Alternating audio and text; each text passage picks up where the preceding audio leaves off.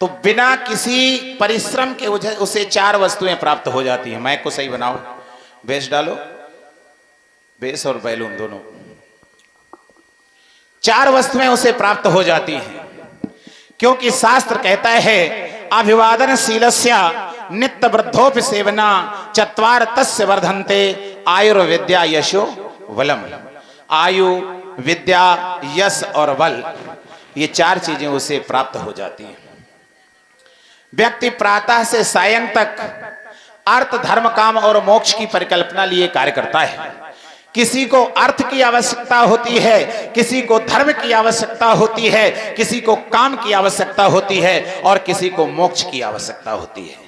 लेकिन हमारे बाबा शंकर कहते हैं कि व्यक्ति को एक सूत्र ऐसा है मानस का कि वो अगर प्राप्त हो जाए तो व्यक्ति को अर्थ, धर्म, काम और मोक्ष, ये 4 पदार्थ उसको प्राप्त हो जाते हैं। ऐसा कौन सा व्यक्ति है किसको 4 पदार्थ प्राप्त हो सकते हैं एक ही साथ?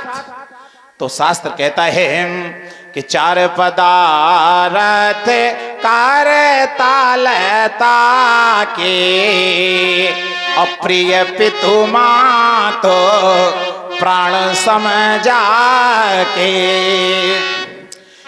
जिसको अर्थ, धर्म, काम और मोक्ष 4 पदार्थ लेना है तो बाबा शंकर कहते हैं जिसको माता पिता प्राणों से ज्यादा प्यारे हो जाएं उसको ये 4 पदार्थ प्राप्त हो जाते हैं। जाओ, तुम्हारे जीवन में अर्थ, धर्म, काम और मोक्ष 4 पदार्थों की प्राप्ति हो जाएगी। कल्याण मस्तु, दीर्घायु भव।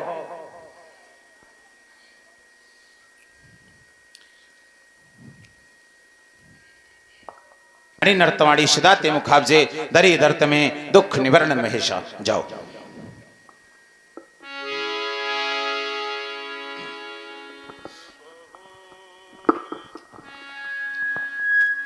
जनक बहोरी आय शिरनाव अजिन दर्भ पालास कमंडलु है एक और तप के साधन, एक और कर परसु समारे कटि तुणीर बंधे दो भीषण। आजिन दर्भ पालास कमंडलु है एक और तप के साधन, एक और कर धनुष संवारे कटि तुणीर बंधे दो भीषण। एक साथ यज्ञादि और असी की पूजा करने वाले। कहता है इतिहास जगत में हुआ एक ही नर ऐसा जो रण में कुटिल काल सम क्रोधी, तप में माशूर जैसा। अहो भाग आए मिथिला में, हे कार्तिवीर के जेता तपोनिष्ठ शूरमा विश्व के नूतन धर्म प्रणेता। महर्षि हर्षरोमा पुत्र शीरध्वज जनक आपके चरणों में प्रणाम करता है।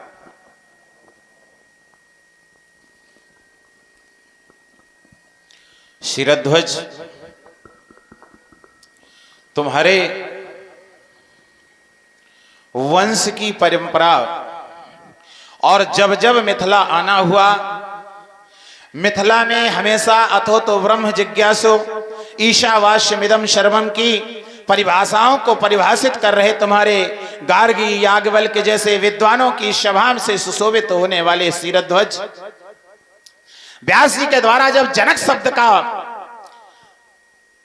उद्घोष हुआ, मुझे स्मरण आया तुम्हारे पूर्व में भी एक जनक थे। तुम्हारे पूर्व में महाराज निमि हुए। महाराज निमि ने एक बार अपने यज्ञ में महाराज वशिष्ठ को ऋत्विज बनाया। महाराज वशिष्ठ किसी कारणवश विलंब हुए और उन्होंने बृहस्पति को अपना ऋत्विज बना लिया। जब महाराज बृहस्पति को ऋत्विज बना लिया और महाराज वशिष्ठ वहां आए तो महाराज वशिष्ठ ने देखा कि ऋत्विज आचार की स्थिति में महाराज बृहस्पति हैं, तो तुम्हारे पूर्वज महाराज निमि का शरीर पात हो जाए ऐसा श्राप दे दिया उन्होंने। और जब एक धर्मशाली राजा का शरीर पात हो गया तो ऋषियों ने, ब्रह्मवेत्ताओं ने निवेदन किया, महाराज ऐसे विद्वान राजा, ऐसे धर्मप्रग राजा यदि मारे जाएंगे तो इस वसुंधरा का क्या होगा। महाराज निमि के शरीर का मंथन हुआ और उससे जिस बालक का जन्म हुआ, उससे मैथिली व्यवस्था से जो बालक उद्भवित हुआ उसको जनक कहा गया। व्यास जी, जन्मना जायते शोभूत वैदे हस्त विदेह जा और मैथिलो मिथिला जातो मिथिला ये निर्मिता। उन्हीं ने मैथिल व्यवस्था से जन्म होने के कारण उन्हीं का नाम मैथिली और बिना शरीर के जन्म होने के कारण उन्हीं का नाम जनक हुआ। उन्हीं का वंश जब आगे चला तो कृत्रातस्ततस्तस्या महारोमा तस्वता स्वर्ण रोमा सुतस्तस्या हरस रोमा विजायता तथा सिरध्वजो ज्ञाते अवश्यमी करतो महीम। तो इसके बाद की परंपरा में हरस रोमा पुत्र सिरध्वज तुम्हें हमारा आशीर्वाद है कि बढ़ावे धन बल यश जगते जननी माला लक्ष्मी विराज जिह्वा पर सदा विद्या मां सरस्वती कर यश कुल के वृद्धि जगते जननी मां भगवती करे रक्षा तुम्हारी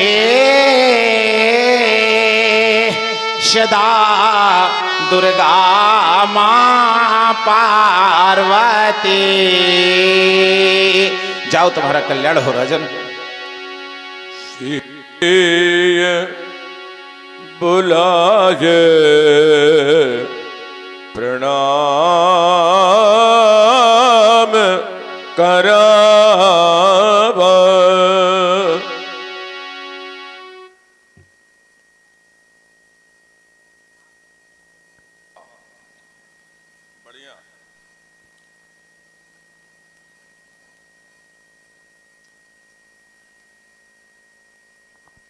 पुत्री ये भार्गव परशुराम हैं, इनको प्रणाम करो। हे सीते प्रणाम करो परशुराम बलशाली को, रण में कुटिल काल सम क्रोधी परशुराम प्रणपाली को। हे सीते प्रणाम करो परशुराम बलशाली को। क्या मैं ये क्या देख रहा हूं? ये दिव्य बालिका कौन? क्या स्वयं मां अंबा पार्वती? नहीं नहीं, मैं तो अभी कैलाश गया था लेकिन मां के दर्शन हुए, मां ने ऐसी कोई सूचना नहीं दी थी। क्या स्वयं वैष्णवी? नहीं नहीं, ये सिद्धदात्री नहीं, वो भी नहीं है। तो फिर ये कौन है ये बालिका? क्योंकि ये आशाओं के सुखद सपने से ये कौन लता लहराए और छाई है यामिनी गगन में, ये सुषमा सुखद सुहाई या विधि ने सुषमा बटोर कर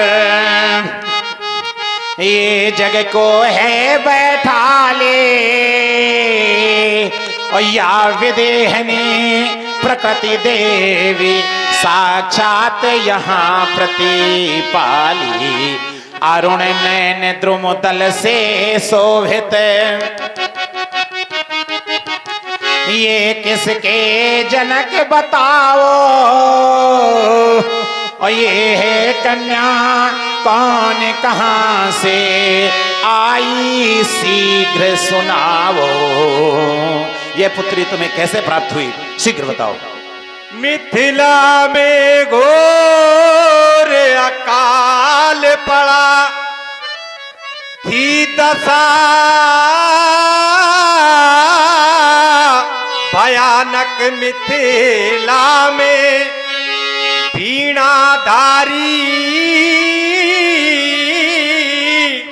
देवर्षि नारद आ गए अचानक मिथिला में। फिर क्या हुआ? कथनानुसार श्री नारद के हम दोनों प्राणी कृषक बने। अच्छा। कंचन काल था हाथों में, फिर जोत रहे थे वृषभ बने। फिर क्या हुआ? दक्षिण दिशि हल जा रुक गया। हाँ। दक्षिण दिशि हल जा रुक गया। अच्छा। एक सिंहासन रत्न भार लिए, दिखा पड़ी ये बालिका मुझे, मानो देवी श्रृंगार किए, ये बड़ी लाडली है भगवन, जो सन्मुख शोभा पाती है, आशीर्वाद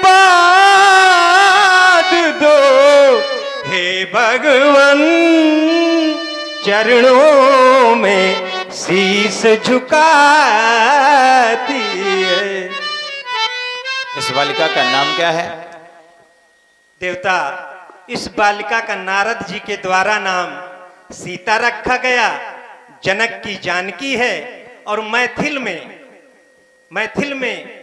बड़ी पढ़ी, इसलिए इसका नाम मैथिली है। देवता, एक नाम इसका आपके परिवार से भी आता है। माँ गौरा ने इसको सिया नाम से अलंकृत किया। देख लीजिए, आप भी इस राजा को जरा गौर से देखिए। यहाँ पे बहुत से कृषक बैठे होंगे, बहुत से लोग किसानी से जुड़े हुए होंगे। आप लोग जब अपने खेतों में हल चलाते हैं तो अगर आप मक्का बोते होगे तो मक्का प्राप्त होता होगा, और गन्ना बोते होगे तो गन्ना प्राप्त होगा। लेकिन इस राजा को देखो जरा गौर से, ये गन्ना नहीं, ये जब हल चलाता है तो कन्या पैदा करता है। इसने जब हल चलाया तो इसे कन्या प्राप्त हुई। अच्छा, तो ऐसी क्या स्थिति आ गई कि तुमको हल चलाना पड़ा? तुम्हें एक राजा है, राजा के पास में बहुत प्रजा है, तो सबके बंटवारे हैं कार्य के, तो तुम्हें हल चलाना पड़ा। ऐसी कौन सी स्थिति थी शिरध्वज? अकाल पड़ा था। देवर्षि नारद ने बताया कि अगर राजा रानी हल कर्षण करेंगे तो अकाल खत्म हो जाएगा। कृषि यज्ञ किया गया, कृषि यज्ञ से यह कन्या प्राप्त हुई और कृषि यज्ञ में हल कर्षण किया गया। कितने दिन का अकाल पड़ा था? 12 वर्ष का दुर्भाग्य। 12 वर्ष का अकाल पड़ा। तुम्हारे प्रजा त्राहि त्राहि करती रही तुम्हारे राज्य में, लेकिन तुमने प्रजा के लिए हमें नहीं बताया तुमने कि तुम्हारे राज्य में अकाल पड़ा है, जल नहीं वृष्टि हो रही। भाई तुम्हारे राज्य में जल वृष्टि नहीं हो रही थी तो 2-4 साल तो हम ही बरसवा देते जल, लेकिन तुमने हमें नहीं बताया। भाई राजा का धर्म है। देखो, निश्चित मात्रा में 3 लोगों को नरक निश्चित है। पहला वो कि जासुराज प्रिय और प्रजा दुखारी, और सोनपु अबास न रखे अधिकारी। जिसके राज्य में प्रजा दुखी है वो राजा नरक का गामी होगा। और दूसरा है गुरु, ये हराए शेष धन और सो के ना हराई, तो सो गुरु घोर न रखे महु परई। जो गुरु शिष्यों के धन का हरण तो कर लेता है, लेकिन उसके दुखों का हरण नहीं कर पाता, वो गुरु भी नरक का गामी होता है। और तीसरा कौन है? तो तीसरा है वो स्त्री कि निजे पद तजे और परिपति रते रहाई। तो रो रो न राखे कोट सत परही। जो स्त्रियां अपने पति का परित्याग करके और दूसरे पति के साथ रमण करती हैं, उनको सबसे कठिन नरक रौरव नरक की प्राप्ति होती है। तो तुम्हारे राज्य में जब प्रजा त्राहि त्राहि करती रही तो राजा नरक का गामी होता है। तुमने प्रयास किया और प्रयास में देवर्षि नारद ने कहा हल चलाओ। अच्छा, तो तुमने हल चलाया। अच्छा, हल चलाने के लिए बैलों की भी आवश्यकता होती है, तो तुमने हल चलाया, कर्षण किया, तो वृषभ किसको बनाया? देवता हल रानी पकड़े हुए थी और मैं बैल की जगह लगा हुआ था। नहीं, इसमें सुधार करें, इसमें सुधार करो। जिस समय कृषक की आवश्यकता हुई तो कृषक के रूप में तुमने अपने आप को लगा, और जहां वृषभ की आवश्यकता हुई तो वहां तुमने अपनी रानी को लगा लिया। और व्यास जी, जब ये चित्रण महारानी सुनैना ने देखा कि आज एक स्त्री के द्वारा एक पृथ्वी का कर्षण हो रहा है, पृथ्वी का कर्षण एक मां के द्वारा एक मां का हृदय चीरा जा रहा है, तो महारानी सुनैना के नेत्रों से जलवृष्टि हो गई। आप विचार करिए, जहां पर साल 2 साल जलवृष्टि ना हो, 1-2 वर्ष जलवृष्टि ना हो, वहां की बंजर भूमि में साधारण हल नहीं चल सकता।